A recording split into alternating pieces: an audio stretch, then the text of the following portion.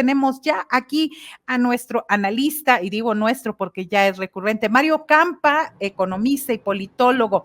Mario, ¿qué tan real, qué tanto podemos resistir y cómo se ve el escenario mundial ante esta situación de la caída de las bolsas? Hola, ¿qué tal, Marta? Buen día, un gusto estar con ustedes esta mañana. Bueno, primero contextualizar un poco, creo que efectivamente se debe en esencia a este mandato del empleo en Estados Unidos. Se ha venido moderando en los últimos meses y la tasa de desempleo consecuentemente ha ido escalando. Eso pues tiene implicaciones macroeconómicas directas, también algunas políticas. Por ejemplo, si siguiera deteriorándose la economía, creo que refuerza el caso para que Donald Trump gane en noviembre. Y por otro, internacionales, ¿no? Porque veíamos cómo Japón cayó 12% en la sesión bursátil, Corea alrededor del 10%, Taiwán 8%, son caídas históricas, ¿no? Desafortunadamente en estos días, a veces asiagos, pues ya seguido estamos diciendo que un hecho es histórico, ¿no? Pero bueno, la verdad es que estas caídas no se registraban en Asia en 50 años, ¿no? Y en ese sentido, pues es importante mencionarlo. Hay una cierta debilidad o fragilidad de la economía internacional y México no es ajeno, ¿no? Vivimos en un mundo hiperglobalizado aún, a pesar de que ha habido cierta desconexión de las cadenas a partir de la pandemia, una recomposición, la relocalización de inversiones implica que, digamos que la oferta o la producción está más cerca de los grandes centros de demanda, pero eso toma años, ¿no? Y en ese sentido, México es una economía muy abierta. ¿Qué quiere decir que sea muy abierta? Que las importaciones y las exportaciones ascienden casi al 100% del PIB, ¿no? Hay países más abiertos como Hong Kong, Singapur, las islas asiáticas generalmente, pero México está entre los países más abiertos del mundo, ¿no? Y tiene mucho que ver con que es vecino de los Estados Unidos y el Tratado de Libre Comercio. Es una economía fuerte, las finanzas públicas están sanas. Es cierto que en este año, para cerrar ciertas obras, se incurrió en cierto déficit, un déficit primario, pero la verdad es que en México no supera ni siquiera el 50% del PIB, y lo que es muy importante es que la recaudación ha aumentado. ¿Qué implica eso? Que en un año determinado, con más recaudación puedes hacer más frente a los pagos de deuda que se tienen que hacer. Y en este sentido ha subido unos 2 puntos porcentuales en este sexenio, y pues la deuda tampoco ha escalado mucho. Entonces México, su posición, como lo confirman las calificadoras de riesgo, las tres grandes que son Fitch, Moody's y Standard & Poor's, todas mantienen a México con su calificación y no detectan riesgos en lo inmediato, ¿no? Entonces, con finanzas públicas sanas, por supuesto que se parte, digamos, de cierta ventaja o blindaje. Sí ha habido una desaceleración macroeconómica en los últimos meses, principalmente porque Estados Unidos se ha debilitado, ¿no? Esto no es que de repente con el desempleo lo veíamos venir, no, ya son algunos meses donde la producción industrial, la manufactura se han venido debilitando y empezó a afectar a México por allá del cuarto trimestre del año pasado, ¿no? Hemos visto, por ejemplo, el empleo en México se ha ido moderando, igual que el de Estados Unidos. El consumo privado no ayuda a las elevadas tasas del Banco de México, que no solamente hace que el gobierno tenga que pagar más intereses por la deuda soberana, sino que, bueno, también afecta el consumo privado, afecta el consumo pues también de gobierno, afecta la inversión pública y privada, ¿no? Que haya tasas elevadas.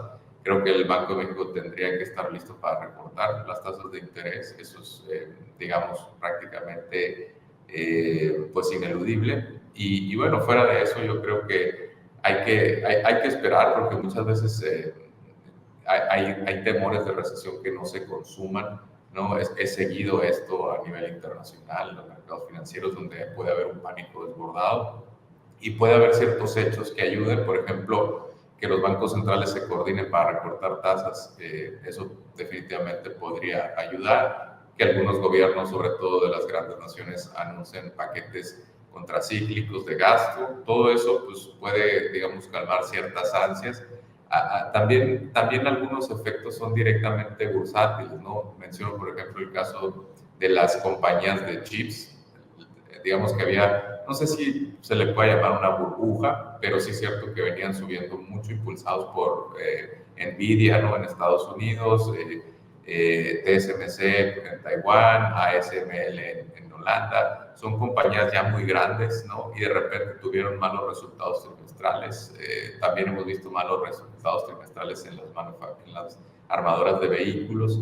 Entonces, digamos que estas caídas por sí mismas pueden crear pánico bursátil, y además está lo que viene siendo la economía real, ¿no? Entonces, definitivamente es un escenario de retos.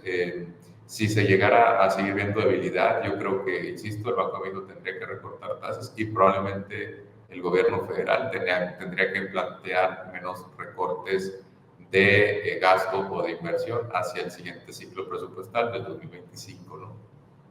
Claro, respecto a estas situaciones globales, ¿quiénes son los países que en América Latina son los más afectados por esta situación? Considerando que pues hay diferentes formas que han abordado la economía los presidentes. Mira, los más vulnerables son generalmente los más endeudados. Serían en este caso probablemente Brasil y Argentina. Brasil, pues su deuda sobre PIB ronda el 80-85%. En el caso de Argentina, pues ya no sé, porque varía mucho de trimestre a trimestre y hay muchas distorsiones inflacionarias, pero también están en el momento cerca del 100%. Tienen mejor recaudación que México, lo cual les ayuda.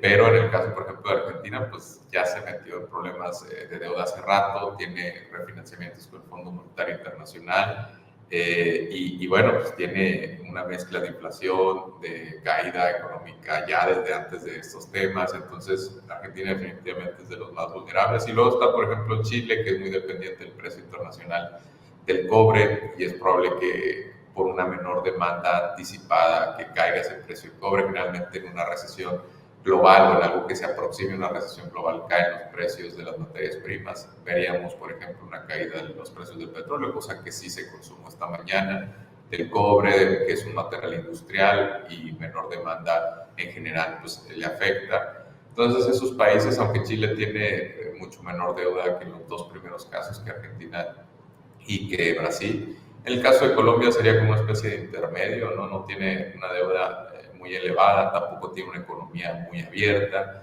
pero pues por ejemplo sigue dependiendo algo del petróleo, y si cae la producción, pues definitivamente afecta los ingresos del gobierno, etcétera, etcétera, ¿no? Y se va haciendo una escalerita. En el caso de México, sería vulnerable sobre todo si hay una afectación que se centra en los Estados Unidos, ¿no? En el 2008-2009, por ejemplo, la crisis financiera pues estuvo básicamente anclada a Wall Street en Estados Unidos, y pues México fue de los países más afectados en esa ocasión. No es lo mismo que sea una crisis asiática o hecha en China, por ejemplo, que pudiera afectar más a los países sudamericanos, a una crisis donde sea la demanda de Estados Unidos la que principalmente afecte el entorno internacional.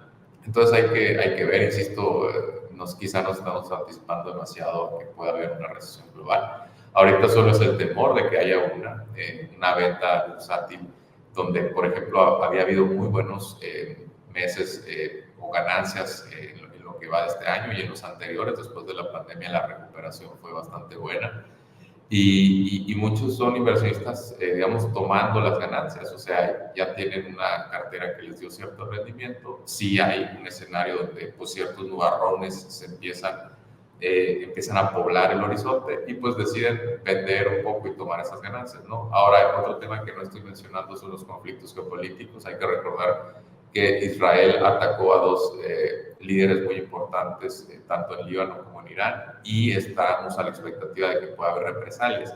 Cualquier conflicto o escalada de ese conflicto en Medio Oriente definitivamente pues afecta al mundo de diversas formas, ¿no? Afecta el comercio internacional, afecta regionalmente, por supuesto afecta también el monto de ayuda que tienen que enviar Estados Unidos y Europa, y va pues también pensando las relaciones de los países, principalmente China, claro, o Rusia con Estados Unidos. Entonces, eso es un factor adicional, ¿no? Como ves, son algunas cosas, no sabemos cuál vaya a dominar, no sabemos si todas se van a ir materializando, pero de que hay incertidumbre la hay, y por eso estamos viendo esta reacción. Sí, Mario Campa, ¿cuántos días en esta semana, a fin de semana, ya tendremos un escenario más claro de lo que nos espera o en cuánto tiempo iremos viendo esta reacción de la caída de las bolsas y el impacto de la japonesa? Es difícil decir, ya muchos le están llamando a esto un lunes negro, ¿no? Y muchas veces un lunes negro anticipa grandes caídas, o a veces puede ser como un evento aislado, donde después se recupere tanto los mercados como el ambiente económico en general. Es difícil predecirlo porque depende de muchas cosas, ¿no? Depende también mucho de cómo reaccionen los países, cómo reaccionen eh, aquellos que se encargan de la política económica, que no es únicamente el gobierno, digamos, federal o central a través del gasto, sino también los bancos centrales a través de la política monetaria y otras pequeñas cuestiones relacionadas a regulación, etcétera. Y por supuesto el sector privado también en algunas ocasiones puede contribuir a llamados a la calma, etcétera, ¿no? Entonces es difícil saberlo. Yo creo que si a finales de la semana el pánico continúa, pues sí es muy posible que estemos en un escenario donde ya se empiece a hablar de una moderación del crecimiento, de desaceleración del crecimiento económico mundial, y eso pues va llevando a que continuamente las malas noticias se vayan retroalimentando en un bucle, y pues eso va en sí generando una espiral hacia el fondo, ¿no?